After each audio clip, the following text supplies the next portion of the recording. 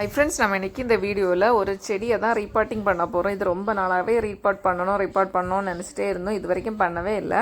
So இதில் என்னென்னா extra பிளான்ஸும் வந்துச்சு. அது கொஞ்சம் வாட ஆரம்பிச்சிச்சு. அது கரெக்டாக நடாத்ததுனால ஸோ அந்த செடியை நம்ம வேஸ்ட்டாக விரும்பலை. அதனால் இப்போது அதை தனியாக ரீபாட்டிங் பண்ண போகிறேன்.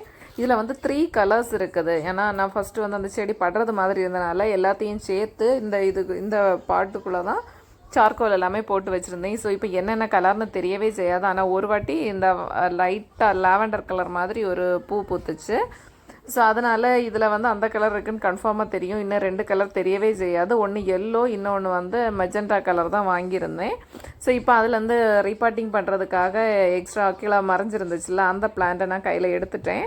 அதுக்கப்புறமா இதை நடுறதுக்காக இந்த மாதிரி ஒரு ஜார் தான் எடுத்து வச்சுருக்கேன். ஒரு டப்பா, பிளாஸ்டிக் டப்பா எடுத்து வச்சுருக்கேன். டப்பா எடுத்து அதை கழுத்து பகுதியை அறுத்துட்டு அதுக்கப்புறமா இதில் ஓட்டை போட்டு தான் வச்சுருக்கிறேன். இதில் போடுறதுக்காக சார்கோல் எடுத்து வச்சுருக்கிறேன். இந்த தேங்காயோட நார் இருக்குல்ல, தேங்காயோட தோல், அந்த இதை எடுத்து வச்சுருக்கிறேன். அதுக்கப்புறமா மரக்கட்டையும் எடுத்து வச்சுருக்கிறேன். ஏன்னா சிலர் இந்த ஆர்கிட் எல்லாமே தென்னை மரம் இல்லைனா வேறு பட்டு போன மரங்கள் எல்லாம் இருக்கும்ல, அதில் தான் அவங்க சூப்பராக அதை இந்த மாதிரி இந்த தேங்காயோட மரக்கட்டை எல்லாம் வச்சு கட்டி வச்சுருப்பாங்க. ஸோ அதில் பிடிச்சிட்டு அது சூப்பராக வளர்ந்து வந்துடும்.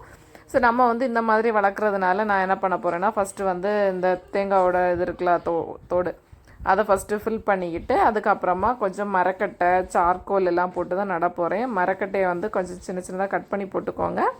முழுசாக இருந்தாலும் பிரச்சனை இல்லை. இந்த தேங்காயோட இருக்குல்ல, தொண்டு, இதை நம்ம கட் பண்ணி தான் போடணும். ஸோ எனக்கு கட் பண்ண முடியலை. அதனால் நான் அந்த மாதிரி வச்சுருக்கிறேன். இதுக்கப்புறமா அந்த செடியை இப்படி தான் நட்டாச்சு. இதில் இனி கறிக்கட்டை சார்கோல் இருக்குல்ல, அதுவும் போடணும். கொஞ்ச நாளாகவே கடையிலேருந்து சார்கோல் வாங்கணும்னு நினச்சி நம்ம சார்கோல் வாங்கலை.